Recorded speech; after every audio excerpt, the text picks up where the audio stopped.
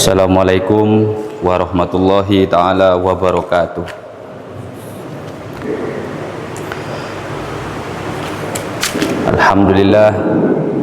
Alhamdulillahi hamdan muafian li ni'amih wa mukafian limazidih, wa sallallahu ala sayyidina Muhammadin wa ala alihi wa sahbihi wa junudih. Yang saya hormati Dewan Pengurus Masjid Nurul Huda atau para tokoh agama yang ada di kecamatan kita Kendawangan ini, yang tidak bisa saya sebutkan satu persatu, terutama pengurus besar daripada Masjid Nurul Huda ini. Pada kesempatan subuh kali ini kita mengangkat tema kunci menuju akhirat. Sebenarnya ini bukan hanya kunci menuju akhirat, bahkan kunci kita hidup di dunia juga ini yang kita butuhkan. Jadi kita mengkaji, karena ini kajian sekelumit daripada pembahasan yang ada di kitab Tafsir Ar-Razi, mengenai salah satunya tentang ayat qala Allah Ta'ala fi kitabihil aziz, Bismillahirrahmanirrahim, wa ma arsalnaka illa rahmatan lil alamin. Kata Allah, tidaklah aku mengutusmu wahai Muhammad kecuali sebagai rahmat di muka bumi. Kita mengenal para nabi mungkin hanya sebatas kalau para nabi itu bertugas menyebarkan Islam. Akan tetapi Allah Subhanahu wa taala mengutus Nabi Muhammad SAW tidak semerta-merta setelah orang masuk Islam lantas Nabi Muhammad meninggalkannya, tidak. Akan tapi Nabi Muhammad itu dipenuhi dengan rasa rahmat, sebagaimana memang Allah mengutus Nabi Muhammad itu sebagai rahmatan lil alamin. Sini termasuk daripada lataifnya alhamdulillah, yakni bahwasanya adnar rasul ismuhu Ahmad, bahwasanya Nabi Muhammad sallallahu alaihi wasallam itu juga mempunyai nama Ahmad. Apa makna Ahmad itu? Annahu Ahmadul Hamidin, bahwasanya Ahmad itu adalah paling memujinya orang-orang yang memuji. Ai aktsaruhum hamdan, yakni banyak memujinya kepada Allah. Fawajaba an takuna fawajaba an takuna ni'amullahu alaihi aktsar lima bayyana anna kathratal hamdi bihasabi kathratin ni'mati war rahmah. Maka sudah sepantasnya nikmat Allah itu lebih besar, karena orang kalau banyak memuji Allah tentunya banyak nikmat yang dirasakan, makanya rugi, makanya salah. Orang udah banyak nikmat yang diberi sama Allah, banyak dikaruniai pemberian oleh Allah, tapi bersyukur kepada Allah, memuji kepada Allah sedikit. Wa idza kana kadzalika lazima an takuna rahmatullah fi haqqi Muhammadin alaihi salam aktsar minha. Oleh karena itu sudah sepantasnya rahmat Allah di dalam haknya Nabi Muhammad SAW itu lebih banyak dibandingkan haknya seluruh makhluk yang ada di muka bumi ini. Falihadas sabab qala Allah Ta'ala wa ma arsalnaka illa rahmatan lil alamin, Al-Anbiya ayat 107. Jadi pertanyaannya, sejauh mana rahmat itu membekas dalam hidup kita? Sejauh mana kita itu memerlukan rahmat daripada Allah Subhanahu wa taala? Ketepatan di sini kebanyakan orang tua yang datang. Rahmat itu secara bahasa adalah kasih sayang. Kita sebagai hamba Allah, kita memerlukan daripada rahmat Allah, memerlukan daripada kasih sayang Allah. Kita kasih gambaran, ada seorang anak semua kemauannya dipenuhi, akan tetapi dia jauh dari orang tuanya, tidak mendapat kasih sayang orang tuanya. Apa rasa hidupnya? Hampa, Pak. Hampa rasanya. Begitu juga ketika kita tidak mendapat rahmat Allah, atau mungkin secara dohir kita mendapat banyak harta, kita diberi banyak limpahan rezeki, pada zahirnya seakan-akan kita nikmat, padahal kita tidak mendapat rahmat Allah di situ. Makanya di sini dibahas wa'lam annal hawadits ala qismaini. Kejadian-kejadian yang ada di muka bumi ini itu terbagi jadi dua. Minhu ma yazunnu annahu rahmatun ma annahu la yakunu kadzalik. Ada yang sesuatu itu kita anggap nikmat, kita anggap itu adalah rahmat Allah, padahal bukan rahmat Allah. Sering mungkin kita lebih mengenalnya itu istilah istidraj. Jadi istidraj ini seseorang itu diberi rezeki oleh Allah seakan-akan itu adalah rahmat Allah, padahal pada kenyataannya dia semakin jauh daripada Allah. Diberi terus rezeki, diberi terus, padahal pada kenyataannya makin jauh.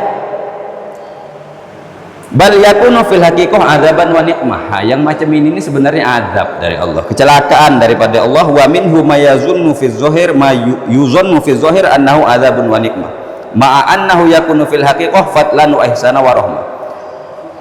Jadi itu ada seakan-akan kita tidak diberi rezeki oleh Allah, seakan-akan kurang, seakan-akan apa yang kita maukan tidak dapat, padahal itu adalah rahmat daripada Allah Subhanahu wa taala. Makanya perlu dipahami, Pak.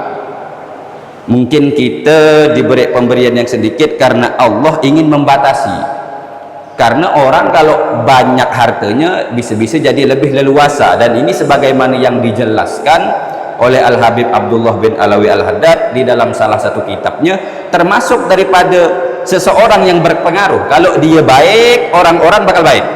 Kalau dia jelek, orang-orang bakal jelek. Termasuk salah satunya orang kaya. Nah, kenapa bisa kalau orang kaya jelek, orang bisa ikut jelek? Kenapa bisa? Saya kasih gambaran. Orang kaya banyak duit, ngadakan orkes, kira-kira orang ikut apa enggak? Nah, inilah yang dimaksud oleh Al-Habib Abdullah bin Alawi Al-Haddad. Kalau orang kaya ini bagus, bisa jadi orang ikut bagus. Dia mengadakan program-program amal kebaikan, orang bisa ikut. Tapi sebaliknya, Pak, seperti itu. Kemudian termasuk daripada rahmat Allah, yakni ini mungkin yang kita mungkin tidak bisa membayangkannya, ini dibahas oleh beliau. Termasuk daripada rahmat Allah itu diciptakannya neraka.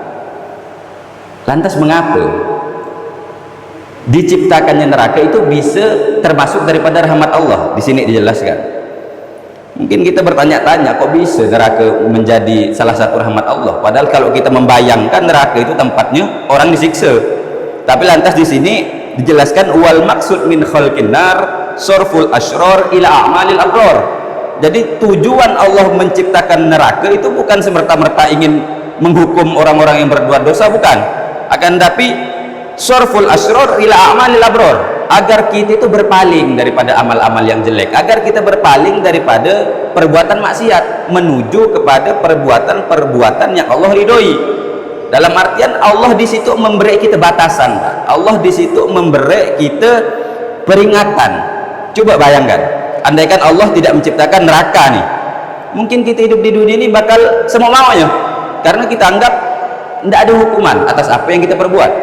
Itu termasuk daripada rahmat Allah. Jadi bukan tiba-tiba berbuat amal buruk di neraka, tiba-tiba tidak ada angin, tidak ada apa, nanti di akhirat langsung disiksa oleh Allah. Tidak, kita sudah diberi tahu, kita sudah tahu ketika kita di dunia bahwasanya setelah kita menjalani hidup di dunia nanti bakal ada kehidupan lagi, kita bakal antara surga atau neraka, seperti itu.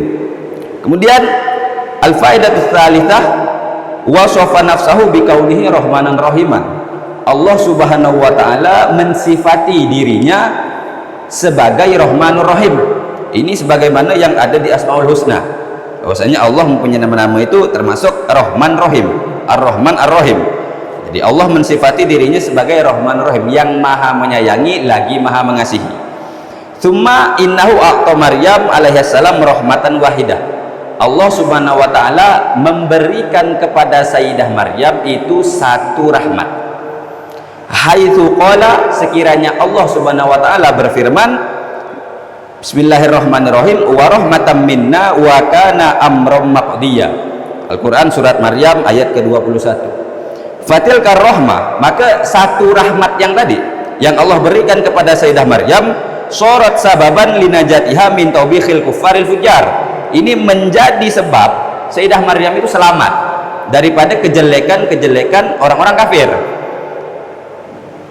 Tsumma inna nasifuhu. Kemudian kita umat Islam ini, tadi kan Allah Subhanahu wa taala mensifati dirinya sebagai Rahmanur Rahim. Kita mensifati Allah inna nasifuhu kulla yaumin arba'atan wa thalathina marratan annahu rahmanun wa annahu rahim. Kita mensifati Allah bahwasanya Allah itu Rahman dan Rahim, Rahmanur Rahim, itu sehari 34 kali. Kok bisa? tanpa kita sadari kita mensifati Allah tiap hari, bahwasanya Allah itu yang maha pengasih lagi maha penyayang. Ya, di sini dijelaskan wadzalika, dan hal tersebut li'anna sholawat sab'a asyrata rakaatan, karena sholat kita sehari-hari ada 5 waktu yang berjumlah 17 rakaat, betul ya, berjumlah 17 rakaat. Wa yuqra'u lafzur rahmanir rahim fi kulli rakaatin marrataini, dan dibacalah di situ setiap sholat itu lafaz ar-rahmanur rahim di setiap rakaat 2 kali. Jadi setiap rakaat kita membaca ar-rahman ar-rahim itu 2 kali, berarti 2 dikali 17 berapa? 34. Marratan fi bismillahirrahmanirrahim, yang pertama kita menyebut ar-rahmanirrahim di lafaz bismillahirrahmanirrahim ketika kita membaca bismillah. Wa marratan fi qaulihi, nah yang kedua kita membaca ar-rahmanirrahim fi qaulihi alhamdulillahi rabbil alamin ar-rahmanirrahim. Nah ketika kita membaca alhamdulillahi rabbil alamin ar-rahmanirrahim, nah di situ kita mensifati Allah bahwasanya Allah itu adalah ar-rahmanir rahim. Nah di sini dibahas oleh beliau, falamma sara dzikrur rahmah marratan wahidatan sababan li khalasi maryam alaihissalam anil makruhat, maka ketika menyebutnya rahmat yang 1 kali itu menjadikan sebab Sayyidah Maryam itu selamat daripada anil makruhat, sesuatu yang tidak beliau inginkan. Afala yasiru dzikrur rahmah hadhil marrat al-kathirah tulal umri sababan linajatil muslimin minan nari wal ari wad damar. Kalau satu sebutan rahmat tadi menjadi sebab Sayyidah Maryam itu selamat daripada kejelekan-kejelekannya orang kafir, min taubihil kufar, maka bagaimana mungkin kita menyebut Allah subhanahu wa ta'ala sebagai Rahmanur Rahim sehari 34 kali tidak menjadi sebab keberhasilan kita, kelolosan kita sebagai orang Islam daripada api neraka dan juga kecelakaan. Kok bisa gitu? Jadi beliau di sini malah seakan-akan bertanya, kalau satu saja lafaz rahmat menyebut rahmat itu bisa menyelamatkan seseorang, maka bagaimana kita yang sehari ini nyebut sampai 34 kali? Itu pun kalau dalam sholat tok. Kalau mungkin di luar sholat kita membaca bismillahirrahmanirrahim atau lain sebagainya, lain lagi.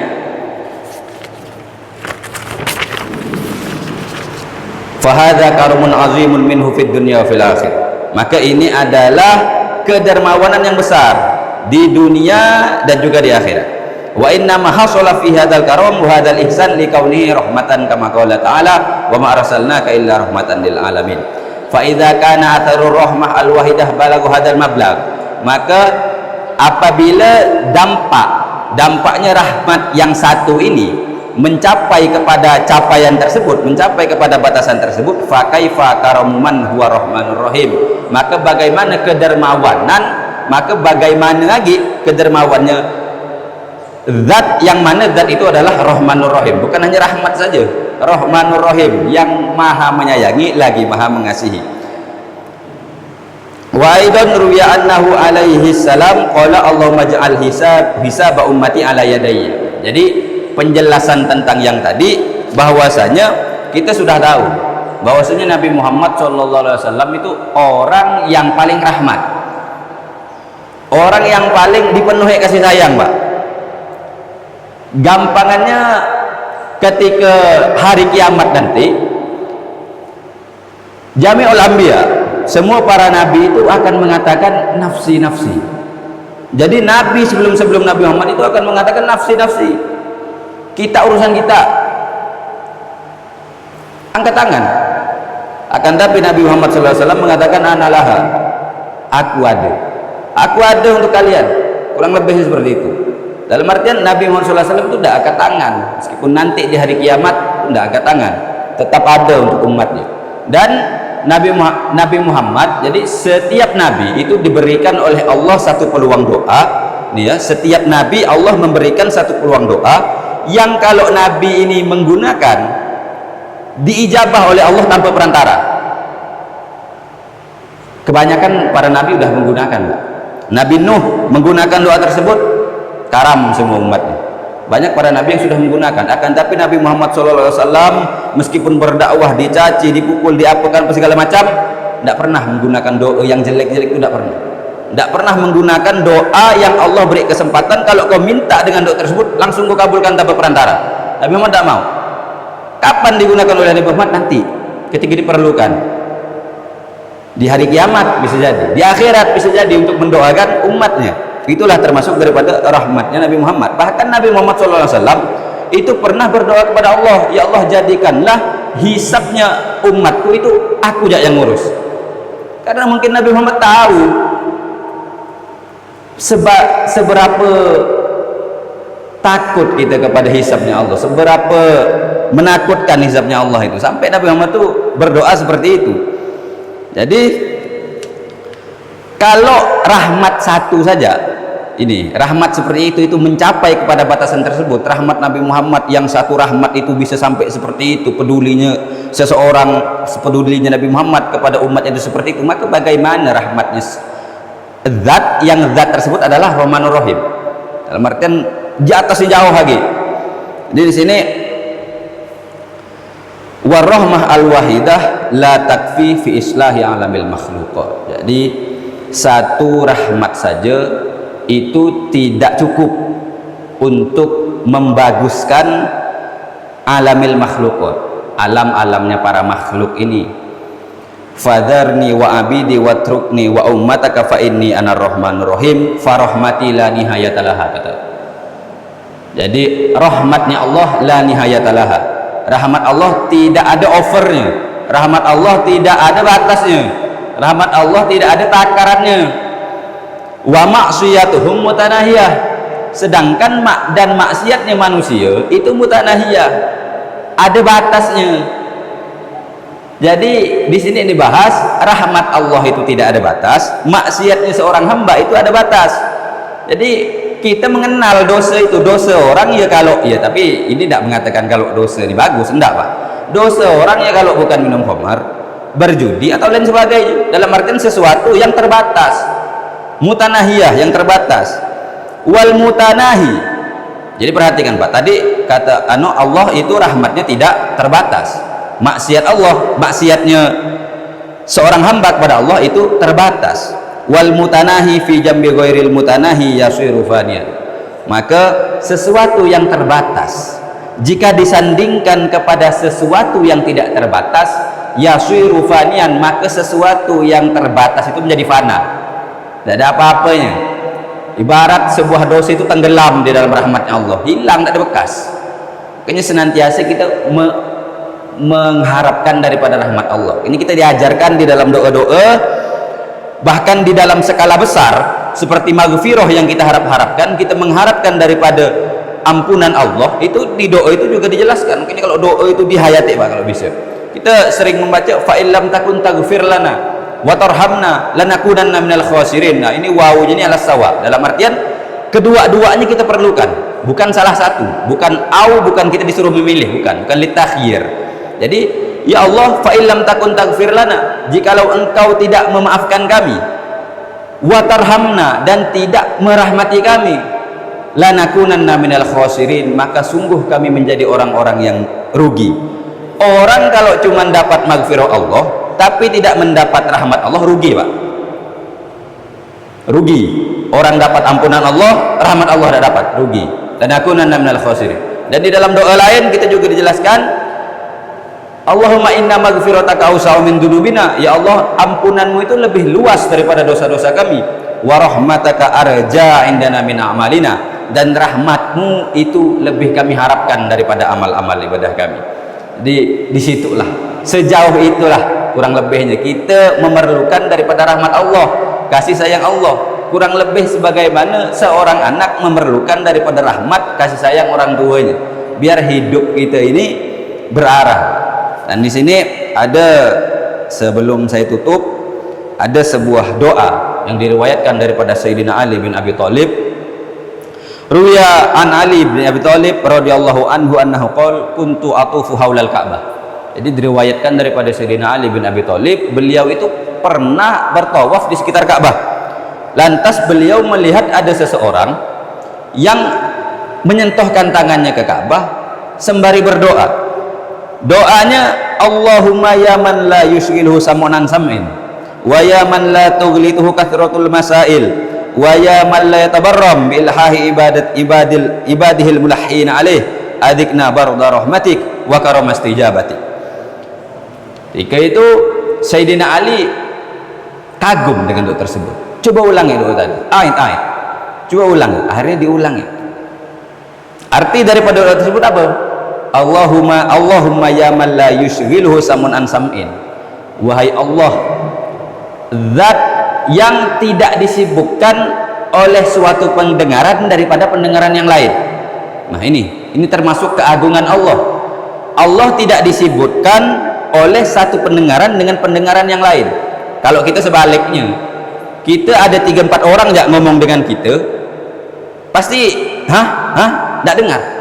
Akan tapi Allah itu tidak seperti itu, Pak. Allah meskipun banyak orang-orang yang bersuara, Allah bisa ini bahasanya, permintaannya ini minta mobil, ini minta motor. Kalau kita 10 orang yang ngomong depan kita, ngomong yang lain-lain sedikit, pasti kita tidak bisa. Ingin membedakan apa omongan-omongan mereka satu-satu tidak bisa. Wa ya man la tughlituhu kathratul masail, dan wahai zat yang tidak keliru oleh banyaknya orang-orang yang meminta. Berapa banyak orang bahkan ketika setelah sholat 5 waktu meminta kepada Allah? Berapa banyak? Nah, macam kita di sini sekendawangan aja lah anggapannya. Setelah sholat subuh orang-orang pada berdoa, berjamaah berdoa. Berapa banyak orang-orang yang meminta kepada Allah? La tughlituhu kathratul masail. Allah tidak keliru tentang banyaknya orang-orang yang meminta ini, tak keliru. Jadi yang ini minta ini, yang ini minta ini, yang ini minta ini. Coba kita ada 10 orang yang ngarap kita, aku minta agak ini, minta agak ini, minta agak ini, pasti kita ndak langsung bisa kena di dalam pikiran kita itu. Pasti nanti kita tanya lagi, kau tadi minta apa? Nah kalau Allah ndak mungkin salah. Allah ndak pernah keliru, akan doa hamba ndak pernah keliru. Wa ya man la yatabarram bi ilhahi ibadihil mulahhin alaih, wahai zat yang tidak bosan dengan permintaan hamba-hamba yang meminta kepadanya. Dia Allah tidak pernah bosan kalau kita minta, sering-sering kita minta ke Allah. Bahkan Allah senang kalau kita minta. Disitulah kita menyatakan bahwasanya kita ini perlu kepada Allah. Adzikna, nah di sini, adzikna barda rahmatik wa karam istijabatik. Ya Allah, biarkanlah aku, rasakanlah kami kedinginan rahmatmu itu, sejuknya rahmatmu itu, wa karam istijabatik, dan murahnya penerimaan. Di akhir doanya, biarkanlah kami merasakan daripada sejuknya alhamdulillah rahmatmu. Situlah termasuk pentingnya rahmat. Entah setelah itu Nabi Khidir mengatakan,